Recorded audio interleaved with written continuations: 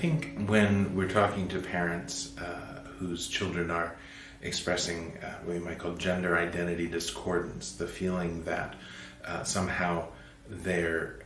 true self is not the same sex as the sexual identity that we can discern from their bodies. The first thing we always tell parents is don't panic. This is a very complex set of feelings, a very complex issue to deal with, and so the worst thing to do would be to just panic and make the child feel like your love for them is contingent on this problem going away, on the one hand, or to just say, well, we have to get you right to the clinic and right to the doctor who's going to take care of all this on the other. I think when parents can engage their children calmly and get them to talk about what they mean, why they think they feel the way that they do, how long they felt like that. First of all, it just gives the child the real benefit and gift of being seen and cared about and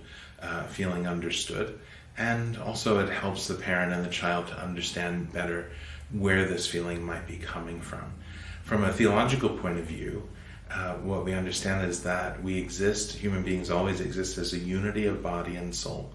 That God creates our soul at the moment that our parents assist Him in creating our bodies. That's the moment of fertilization, conception. We begin to exist as human beings, and we always exist with the sexual identity with which God makes us. And our soul, male or female, is the form, it shapes our bodies so that our bodily sex reveals our sexual identity. Most of the time, in a very small percentage of cases, it's not always easy looking at the shape of the body and the sexual parts of the body to see clearly what the sexual identity must be. But in most cases, our bodies reveal our sexual identity, and we don't believe that it's possible to be in the wrong body. Our souls and our bodies are made for each other. And so the answer is not to change or much less to mutilate our bodies to get better in line with our feelings, but really to understand where the feelings are coming from and then have good conversations about how to help someone to acknowledge and accept the identity with which God made them.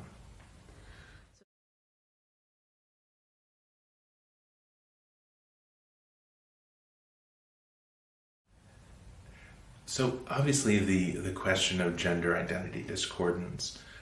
presents a number of issues, including psychological and emotional concerns and questions that the child may be dealing with and experiencing.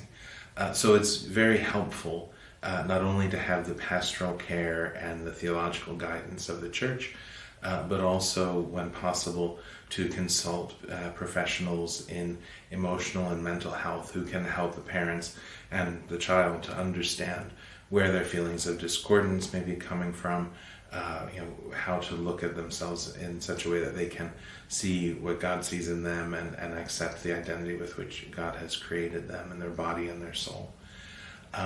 It's difficult sometimes to find a professional who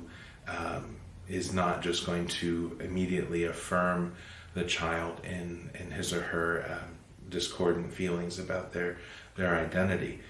In fact, most professional associations expect and even require their members to be 100% affirming. And so rather than just send a child to someone, I think it's important for parents to really get to know the psychiatrist or psychologist or counselor,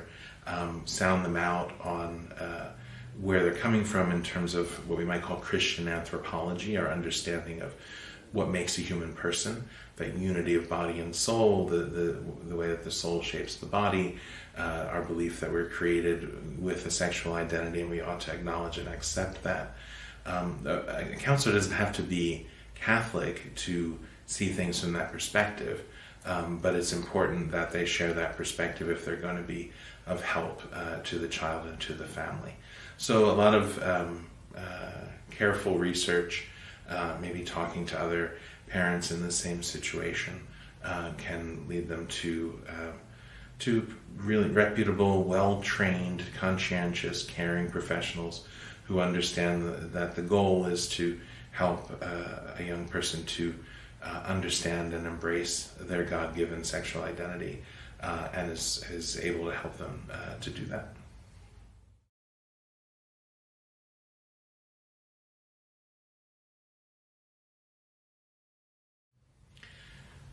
I think, first of all, we need to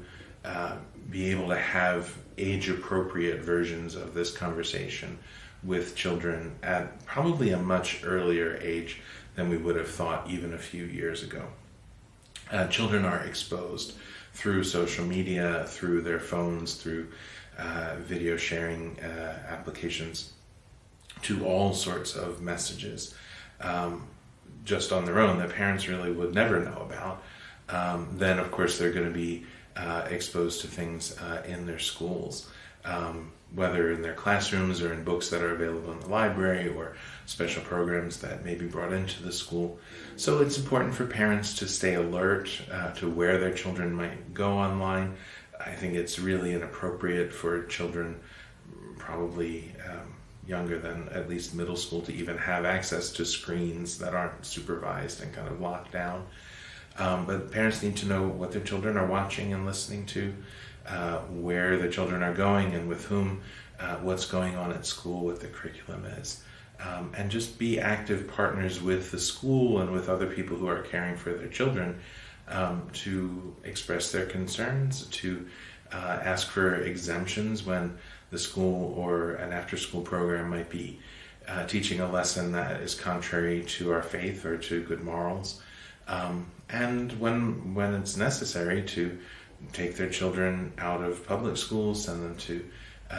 private schools, Catholic schools that are going to teach what we believe, or even when necessary to think about homeschooling, either themselves or through a co-op. It's not easy to kind of manage all of those things all the time, and especially when there's so many influences on a young person. But the way that they are taking this information in, the way it's being presented to them, is going to shape their ideas about themselves and about others for the rest of their lives. So we don't have to be reactionary. We don't have to panic. Sometimes parents expend so much energy on what they perceive to be external enemies in the school system or social media or whatever, that they're not able to be present to their kids who really need them. So we have to keep our focus, where it belongs in the family, but be that gatekeeper, that guardian. And also, I think, to speak about these things at home in such a way that it's not a taboo subject. Let your children know that if they are shown pornography or something that's confusing to them about gender or identity, or whether that's from friends or even in school or in a book that they read, that they'll never be in trouble if they come and tell you about it. That's exactly what you hope that they'll do, that they'll talk to you first, that you're not going to be angry, that you're not going to punish them, that you're not going to make them feel guilty or feel bad about it, that you want to be there to help them if they should see or hear things that are confusing or make them feel strange or make them feel scared or upset, that they can always come to the parents and talk about them right away.